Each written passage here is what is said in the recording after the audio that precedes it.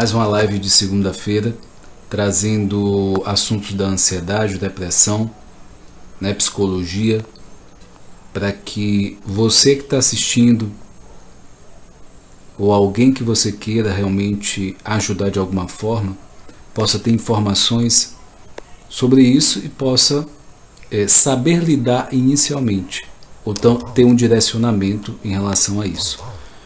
Então o convite é informação, né? Para quem não me conhece, eu sou o Whindersson Moraes, sou psicólogo clínico, também coach de grau sistêmico, formado pela Febracis, onde o presidente é Paulo Vieira. E além disso, eu sou analista de perfil comportamental, amante da vida e aprendiz.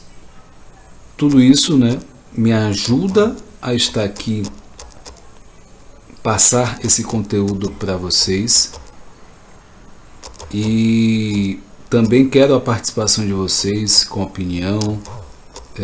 Você que é professor, também colocando o seu ponto de vista. Essa é a segunda parte desse mesmo tema. Na primeira live eu falei sobre a questão das diferentes situações que um professor, por exemplo, da rede pública e da rede particular, eles enfrentam. E alguns professores eu já atendi, né, e atendo, e eu sei como esse contexto de ambiente educacional pode mexer com esse professor. Então, se a gente for pensar em termos de valorização dessa classe, na prática, no real, realmente há uma desvalorização. Se a gente for pensar na época da minha avó, sei lá, década de 50, 60 ali, o professor ele tinha uma autoridade muito forte, uma referência. Tanto é que tinha uma liberdade, né, de bater nesses alunos, né? Quem pegou essa época da palmatória, né, da cartilha, da tabuada, enfim, e até coisas até piores em algumas situações em alguns lugares. Então quem pegou essa parte sabe da autoridade naquela época do professor. Hoje em dia algumas coisas mudaram, e baseado nessas mudanças também há repercussões emocionais para esse profissional que é o professor. E aí, baseado nisso, até algumas síndromes elas foram criadas, e eu vou estar falando aqui de uma delas. Eu já vou pedir para você compartilhar essa live, curtir essa live, porque tudo que é feito aqui é para você que assiste essa live e depois compartilha, né? Além desse canal aqui, tem um canal do YouTube também. Quando acabar a live, vai lá, se inscreve, curte, né? Compartilha também. Então vale muito a pena. Sueli, seja bem-vinda. Então, você que é professor ou professora, é preciso, né, tanto o professor como os alunos, uma conscientização de todo esse contexto. Depois da pandemia, o que aconteceu? Houve um aumento da ansiedade, houve um aumento de depressão. Então, se o sistema educacional, existe alguns entraves, algumas limitações, às vezes de recursos, se a gente for pegar a parte da escola pública, né? Aí vem a questão social desses alunos. Muitos deles têm condições precárias em casa, brigas constantes, né? Mora todo mundo junto em uma só casa. Então são vários desafios aí para esses professores lidarem. Então, além da questão de conteúdo para passar Noélia, seja bem-vindo. Além de conteúdo para passar para esses alunos, esses professores, em muitos casos, se tornam, entre aspas, psicólogo ou psicóloga. Porque é muita demanda, tanto a questão social como a questão emocional. Luiz, seja bem-vinda. Desses alunos. E os professores, em muitos casos, não estão preparados para isso. Então, é muita demanda. Né? Então, pós-pandemia, isso realmente houve um estresse extremo nessa direção. E aí eu vou falar de uma síndrome que foi criada, que é a síndrome de burnout, tá? Que é uma realidade, tem sido uma realidade para muitos professores. Se você nunca ouviu falar, você sendo professor, essa live é para você. Então, esse termo, né, síndrome de burnout, é um termo que passou a ser corriqueiro no vocabulário da pandemia. E hoje ainda, né, está presente. Foi incluída em 2022 no Código Internacional de Doenças, que é o CID-11, né? Tem o CID-10, o CID-11, que é onde está catalogado os síndromes, né? Então a síndrome tem como principais características a falta de energia, entusiasmo e o sentimento forte de esgotamento relacionado ao trabalho. Então, também nota-se baixa realização pessoal, autoavaliação negativa e um excesso de despersonalização, ou seja, tratar o outro de uma forma fria, justamente como forma de se proteger. Então, essa é a característica da síndrome de burnout. Então, de acordo com o especialista, o contexto pré-pandemia, marcado pelo esgotamento emocional, a falta de infraestrutura, né, os baixos salários, que eu falei que a estrutura na escola, por exemplo, pública, ele tem um contexto aí. Existe uma insatisfação em muitos níveis. Então, como esse professor estar motivado para dar aula para esses alunos em um contexto, né, um contexto ali institucional ali para poder dar conta. E aí, para citar algumas razões, né, já facilita a questão, o surgimento da síndrome de burnout entre alguns professores. Esses motivos que eu citei já são alguns motivos, mas a instauração da crise, né, sanitária pela Covid, por exemplo, potencializou os problemas e acrescentou novos. Então, essa questão da máscara, né, desse isolamento, agora reaproximação, né, a ressocialização, tanto dos alunos como os professores, resultou em um número cada vez maior no corpo docente dessa síndrome, por exemplo. Muitos passaram por situações estressoras crônicas, não tiveram ferramentas pessoais e institucionais para superar essa situação e acabaram se afastando do trabalho. Então, a valorização do ensino como caminho. Então, um dos caminhos para que esse caminho seja um caminho possível,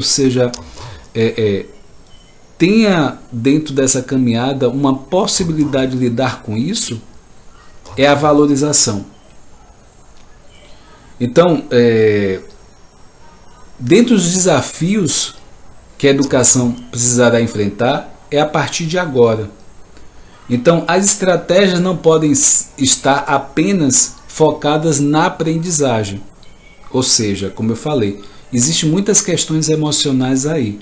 Então não se trata só do método de aprendizagem.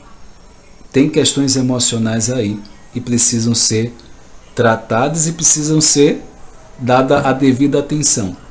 Elas têm que incluir o professor, que precisa conversar, falar dos seus sentimentos, e temos também ainda a lei número 13.935, que prevê que as redes públicas de educação básica contarão com serviço de psicologia e serviço social. Isso é importante, pois dará suporte aos alunos, pais e professores. Outro ponto fundamental na visão é o fortalecimento do papel do professor e a sua valorização. Então, todos nós precisamos nos conscientizar da necessidade desse profissional, para que toda a sociedade, também dessa forma valorize. Eu vou trazer alguns dados que é bem interessante para que a gente possa refletir alguns pontos em relação a esse assunto, tá? Já compartilha essa live, curte essa live para que mais pessoas, você que é professor, professora, conhece profissionais dessa área e alunos também, para que a conscientização desse assunto alcance mais pessoas. Um dos dados aqui interessante é como está a saúde mental dos professores. Tá? Existiu uma pesquisa onde os participantes falam de que rede ela é, se é rede privada, se é rede pública. Então, qual é essa primeira pesquisa vai falar o percentual, esse percentual para você. Então, rede pública federal, 1,7%, tá? Dessas pessoas que participaram. 18% na rede privada. 34,6% da rede pública estadual. E 52% da rede pública municipal. E aí foi perguntado para esses professores: você seleciona em qual etapa? Aí vem ensino superior, 2,9%, EJA, 7,8%, ensino médio, 27%, anos finais, 37,3%, anos iniciais, 39,7% e educação infantil, 23,9%. Então, segundo essa estatística, tanto a primeira que eu falei para você, da rede pública estadual e rede pública municipal, praticamente equivale a 86% desse percentual. E na outra pesquisa, praticamente nos anos finais, no caso esse profissional atua nos anos finais da educação e nos anos iniciais. Então tem um percentual maior, um é 37 e poucos e outro 39. Também pegam uma grande fatia e maior público são esses. E aí vem uma pergunta: você avalia a sua saúde mental nesse momento como? E a resposta desses professores: 8,4% péssima, ruim 13%, regular 45,2%, boa 29,1% e ótima 4,2%. Então, o maior público falou regular 45,2% e logo em seguida boa 29,1%. Ainda, existiram professores que ainda conseguem dar conta, mas 45% regular.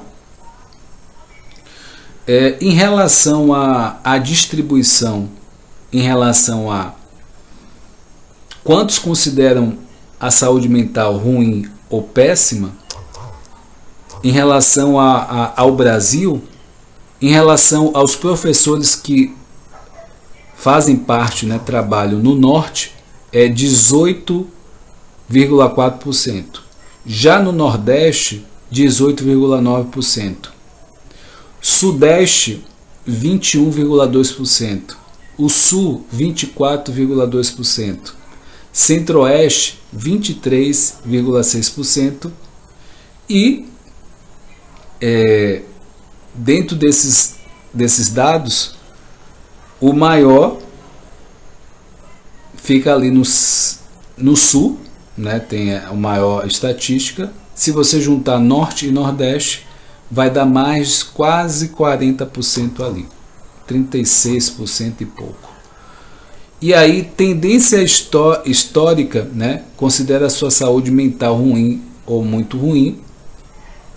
Fazendo uma sequência, né, para que você entenda, em 2020, 30,1%, 2021, 13,7% e 2022, 21,1%. Traduzindo tudo isso que eu falei até o momento, houve uma queda significativa na proporção de educadores que considerou a própria saúde mental como ruim ou muito ruim entre 2020 e 2021, e um novo aumento desse indicador em 2022. Por outro lado, considerar a saúde mental ruim ou muito ruim triplicou as chances de se sentir inseguro para voltar às aulas presenciais. Educadores se consideram preparados para lidar com a própria saúde mental. Tem quase 8 vezes mais chance de estarem preparados para lidar com problemas de saúde mental dos alunos. Essa relação ocorre independente de considerarem a sua própria saúde mental ruim.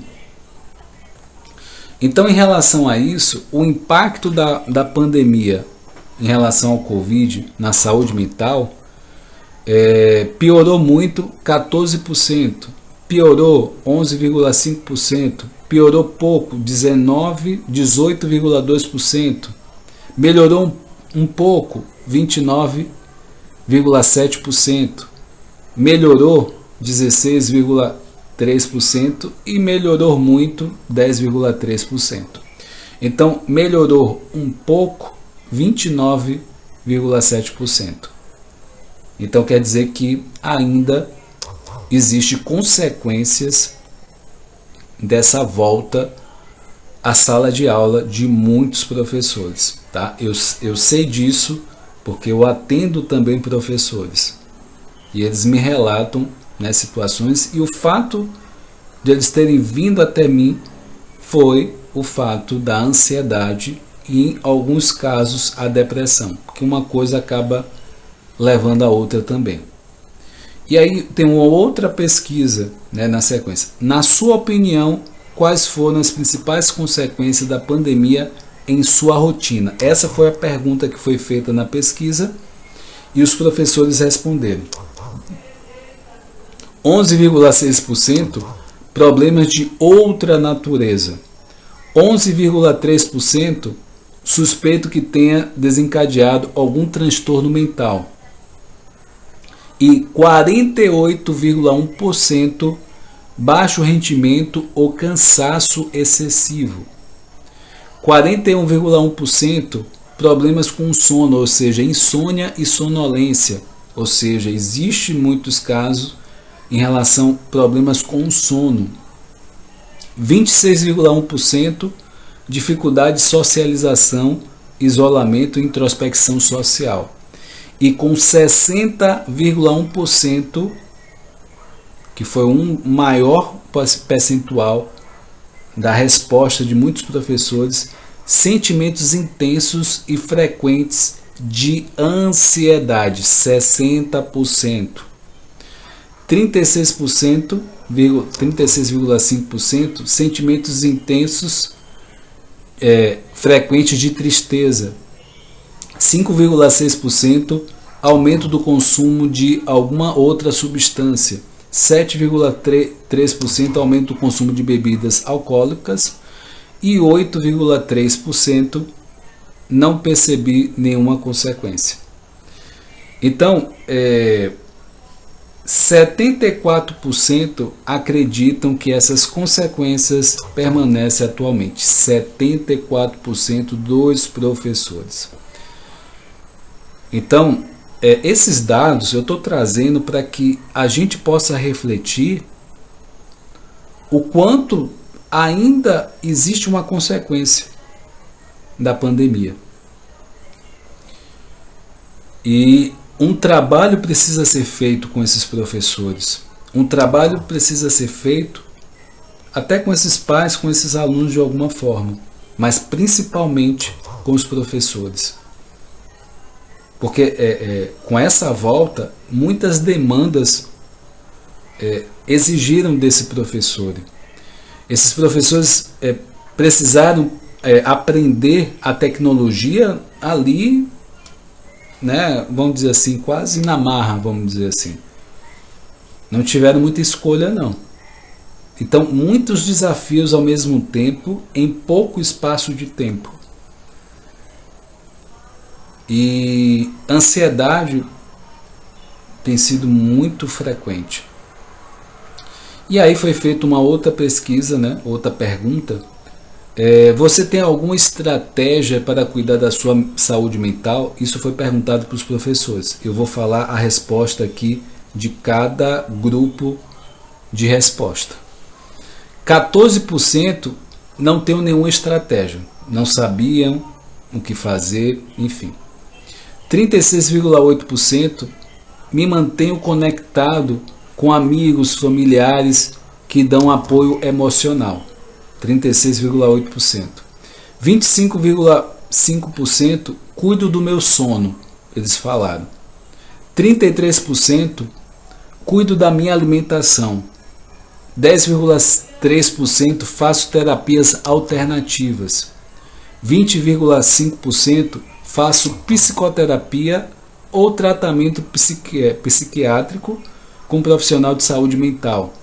29,1% faço parte de grupos religiosos ou outras atividades relacionadas à espiritualidade.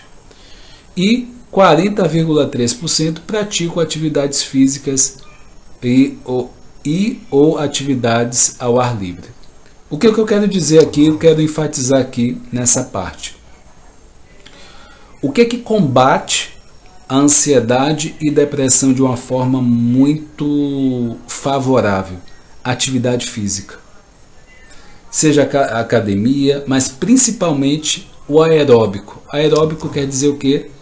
Corrida, caminhada, andar de bicicleta, porque isso vai exigir uma respiração, né, esse fluxo de respiração mais forte. Ele vai puxar. E esse fluxo de respiração mais forte, diretamente, ele vai atingir, por exemplo, uma ansiedade. Um ansioso, ele nem respira direito. Ele tem dificuldade nessa respiração. Ele respira mal. Por isso, uma série de consequências, uma ansiedade é criada ali. E a depressão é a atividade física, é a falta de serotonina, que é o hormônio do bem-estar, e com a atividade física você acaba, o corpo produz. Eu sempre falo que o nosso corpo, ele é uma farmácia ambulante. Então você tem tudo o que você precisa, o seu corpo tem tudo o que você precisa.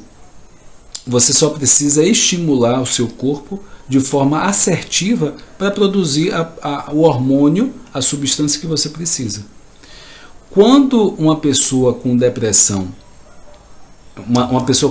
ela está com insuficiência da serotonina. Então, se for algo muito grave, ela precisa procurar um psiquiatra para poder tomar um remédio para suprir essa falta. E aí porque em muitos casos, uma depressão, a pessoa nem sai de casa, nem sai do quarto direito. Então, com essa substância, com essa substância no corpo equilibrado, ela volta à rotina dela, ela dá condição de ela voltar à rotina dela e poder fazer o que precisa ser feito.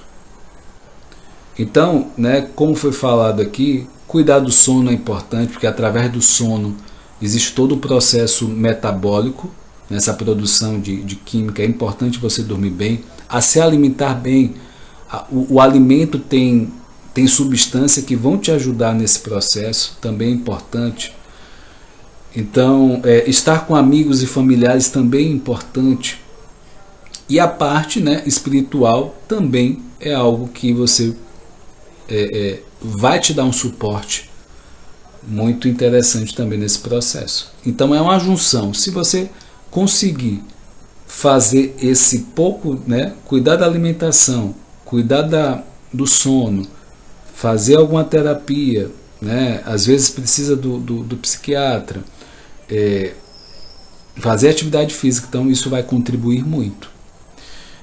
Outra pergunta que foi feita nessa pesquisa: você conta com algum suporte profissional para lidar com problemas relacionados à sua saúde mental? O que eles responderam? 44,6% não contam nenhum suporte profissional, ou seja, 44% não conta com suporte nenhum. 46% sim, mas através de outras vias, não associada ao trabalho, ou seja, 46% desses professores vão buscar por conta própria, não que o trabalho lhe dê esse suporte de alguma forma. E 9,4% sim, conto com suporte proporcionado com o meu trabalho, rede ou escola, ou seja, 9,4% apenas dá esse suporte para esses professores. Então são dados para que a gente possa refletir, talvez você como professor ou professora, qual caminho você deve fazer, né, ter como norte, se você está passando por algo parecido ou algum colega seu esteja passando, e até nomear, né, como eu falei, existe a síndrome de burnout, claro, né, deixar claro que você precisa procurar um profissional para você ter exatidão do que de fato você está sentindo, né? Isso aqui é só um norte para que você se aprofunde nesse assunto. Se de fato for constatado isso em você, você é preciso realmente cuidar disso. Então, houve um aumento significativo, né, entre 2021 e 2022 na proporção de educadores que se referiu a ter algum tipo de apoio advindo da própria escola ou de fora dela. Há, no entanto, prevalência significativa maior de educadores do ensino privado que referiram ter algum tipo de apoio para lidar com a própria saúde mental em relação ao ensino público. E aí, em termos de comparação em relação à série histórica entre 2021 e 2022, em relação à pergunta: conta com algum tipo de suporte para cuidar da saúde? Em 2021 houve 21,9% e 36,5% em 2022. E o recorte de rede: quantos professores possuem apoio para cuidar da sua saúde mental? O privado, 40,4% e o público, 35,8%. Então o privado ele foi favorecido mais dentro dessa logística. Qual é a minha proposta? Trazer mais pontos burnout para que você, como profissional da área da educação, possa deixar um pouco mais claro essa síndrome que tem sido mais frequente. Então, trazendo uma terceira etapa, uma terceira parte desse assunto, que é a prevalência de depressão em professores, aonde em relação à depressão pode vir junto a ansiedade e alguns fatores aí que nessa terceira parte eu posso estar relatando para vocês, tá? Se inscreva, né? Compartilhe, curta, se inscreva no canal Whindeson Moraes Coach, né? O link está na bio aqui no Instagram. Se você está vendo esse vídeo no YouTube, deixe seus comentários, o que você acha sobre esse assunto, o quão pertinente é.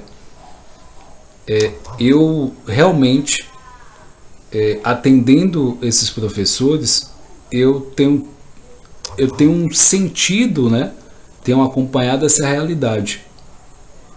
Talvez quem está fora desse contexto nem faça ideia que isso esteja acontecendo com esses professores. Além disso, na rede pública, por exemplo, existe a questão da violência e também algumas questões de drogas e tal. Então tudo isso, de alguma forma, deixa esse professor da rede pública um pouco assustado.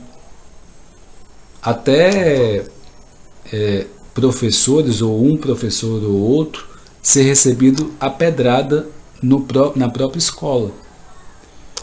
Então, de uma certa forma, se cria um temor ali diante dessa situação, né? Enfim, é uma situação que deixa insegurança. E aí junta a questão da pós-pandemia e também, né, a insatisfação por vários motivos, né, desses professores em uma rede pública, por exemplo. Condições de trabalho, enfim, motivação, uma série de coisas. Então, esse é o contexto. Na próxima semana eu vou estar falando sobre a síndrome, né, burnout, com mais detalhe, para que você possa, de fato, compartilhar, né, para ver se, de fato, talvez o seu colega ou você esteja sofrendo disso e nem sabe ainda. Não é só ansiedade ou só depressão. Existe um contexto que pode ser essa síndrome também, tá? Dia de quarta-feira eu trago o circuito de filmes. O filme dessa quarta-feira, o nome é Chocolate, que fala da vida do início, né? E todo o processo até ele chegar a ser chamado de o Palhaço Chocolate. E quem faz esse personagem é o Omar Sy, que é um francês, que é bastante conhecido, talentoso também. Então esteja na quarta-feira, né? Busca no YouTube, né? Filme Chocolate. Aí você vai ver lá. É um filme quase 2 horas de duração. E aí esteja aqui na quarta-feira para trocar aprendizados. É bem interessante essa história, né? Entender que uma vida de um palhaço, ela também pode ser muito sofrida, né? A gente tem a ideia que é uma pessoa que faz graça, talvez não teve tanta dificuldade, mas talvez seja a pessoa que mais passou por dificuldades. E quinta-feira eu vou trazer para vocês assuntos, né, de psicologia, coach, e eu separo para isso, né, produtividade, enfim. Forte abraço para vocês. Qualquer dúvida que vocês tiverem sobre esse assunto de hoje, é só me chamar no direct aqui no Instagram ou deixar nos comentários aqui no Instagram ou no YouTube, tá? Para mim vai ser uma honra, né, tirar suas dúvidas. Forte abraço, fica com Deus, até a próxima. Tchau, tchau.